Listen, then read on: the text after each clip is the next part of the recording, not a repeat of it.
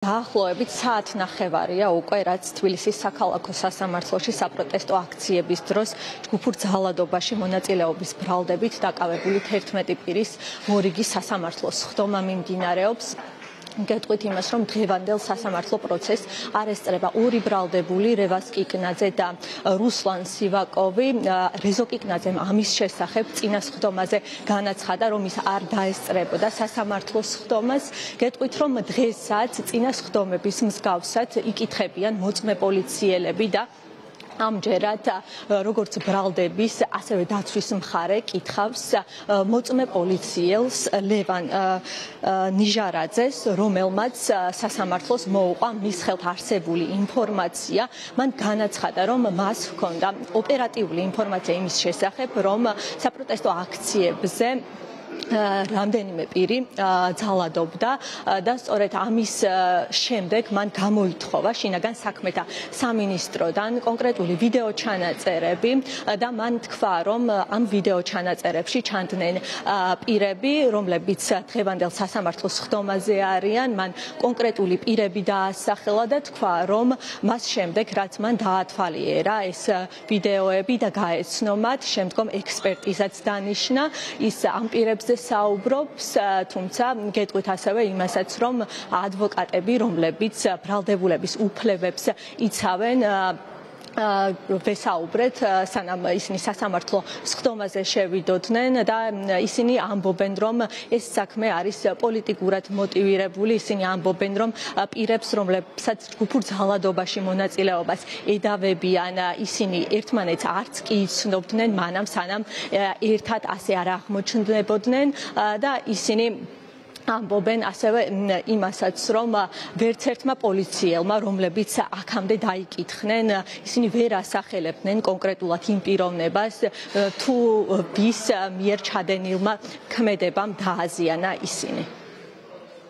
უნებაში ვერ იარსებებს ისეთი დაზარალებული, რომელიც მოვა და დაადებს ხელს ამ ბიჭებს და იტყვის, რომ ესენი არიან ის პირები, რომლებმაც მოგვაყენეს ფიზიკური დაზიანება. შესაბამისად, აქამდე განვლილ პროცესზე დაფიქსირებული ინფორმაცია დაზარალებულად ცნობილი პირების არ არის საერთოდ საქმესთან კავშირში და შესაბამისად ვერ დგინდება მიზეზშედეგობრივი კავშირი მათ დაზიანებასა და ბიჭების მოქმედებას შორის. რაც შეეხება თვითონ ჯგუფურობას და ჯგუფურ ძალადობას, ზედმეტია საუბარი ამ საკითხზე, როცა პირებს ედავებიან ორგანიზებულ ჯგუფურ ძალადობაში მასში მონაწილეობას, საერთოდ ვერ დგინდება მიმდინარე პროცესებზე დაკვირვებიდან გამომდინარე რაიმე შეკავშირება, ჯგუფურობა, ურთიერთკავშირი ამ ბიჭებს შორის, როგორც საზოგადოება მიცის, ამ ბიჭებმა ერთმანეთი გაიცნეს პროცესებზე და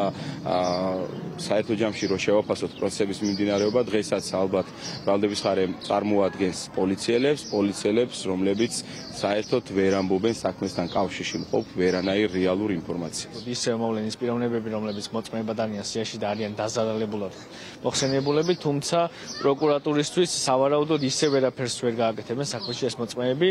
იმიტომ რომ უბრალოდ ადამიანებს შემხებლობა არ აქვს საქმესთან, რომც ძალიან უნდოდეს ამის თქმა ვერ ამბობს ფიზიკურად, იმიტომ რომ არც ერთ მათგანს არ იცნობს, არც ერთი მათგანი არ დაუნახავს, ანდრო ჭეჭინაძე არ უნახავს მას როგორც აქტივისტი, არ უნახავს მისი არანაირი უკანონო მოქმედება, მისგან არ მოხვედრი არანაირი უკანონო ნივთი, რაიმე უკანონო ნივთი საქმიანობა არ გაუკეთებია და არ დაუნახავს ამ პიროვნებას. შესაბამისად, არ აქვს მნიშვნელობა სახელობითად ვინმე გიორგი მოვა, ნიკა, ლევანი, მნიშვნელობა არ აქვს ამას, იმიტომ რომ ეს ადამიანები, რომლებიც ოქროს მოწმედ ყავს სისხლის სამართლის საქმეში პროკურატურას, მაინც ვერ დაუდასტურებენ ვერაფერს პროკურორს და ეს არ არის უბრალოდ ჩვენი მიკერძოებული დამოკიდებულება, ეს არის ის, რასაც აჩვენებს პროცესი. უკვე რამდენი პროცესია მოდიან ეს ადამიანები და ისე მიდიან, რომ პროკურატურისთვის სასარგებლოს ვერაფერს ტოვებენ, გარდა იმისა, რომ ამბობენ ჩვენთვის უფრო სასარგებლოს, რომ მე არ მინახავს ეს ადამიანები და მათი უკანონო მოქმედებები. ცენტრალური კრიმინალური პოლიციის გამომძიებელი ლევან ნიჟარაძე ამ წუთებშიც იკითხება თბილისის საქალაქო სასამართლოში. ის უყვება თავის ინფორმაციას, თავის ხელთ არსებულ ინფორმაციას და იმის შესახებ საუბრობს, რაც მან გამოიძია, კონკრეტულად კი საუბრობ ვიდეო ჩანაწერებზე, რომელიც მან გამოითხოვა შინაგან საქმეთა სამინისტროდან და ის ამტკიცებს, რომ ამ ვიდეოებში არის ასახული სწორედ ის პიროვნებები, რომლებიც მან დაასახელა, მან რამდენიმე პიროვნება დაასახელა და არა ყველა გულისხმობ იმას, რომ მან თქვა, რომ კონკრეტული პიროვნებები რევაზ კიკნაძე, ირაკლი ქერაშვილი, გიორგი ერიშვილი, ავთანდილ ჭედია და სერგეი კუხარჩუკი აღბეჭდილები არიან სწორედ აი ამ ვიდეოებში და ის საუბრობს იმას, რომ აქციის მონაწილეები ისროდნენ ქვებს, ფოიერვერკებს და სხვადასხვა საგნებს შინაგან საქმეთა სამინისტროს სამართალდამცველების მიმართულებით და ჩვენ შეგვიძლია რომ ახლა მისი კომენტარი მოვისმინოთ.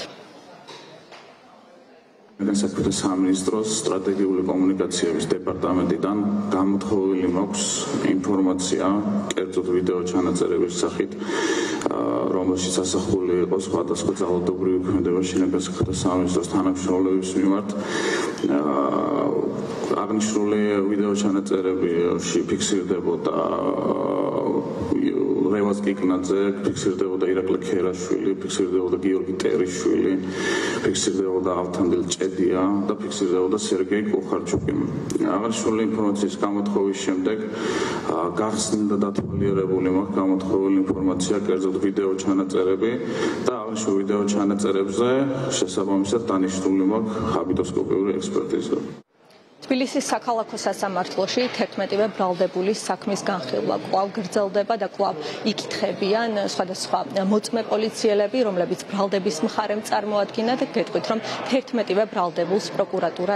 ედავება ჯგუფურ ძალადობაში მონაწილეობას, რაც ბრალის დამტკიცების შემთხვევაში 4-დან 6 წლამდე პატიმრობას ითვალისწინებს.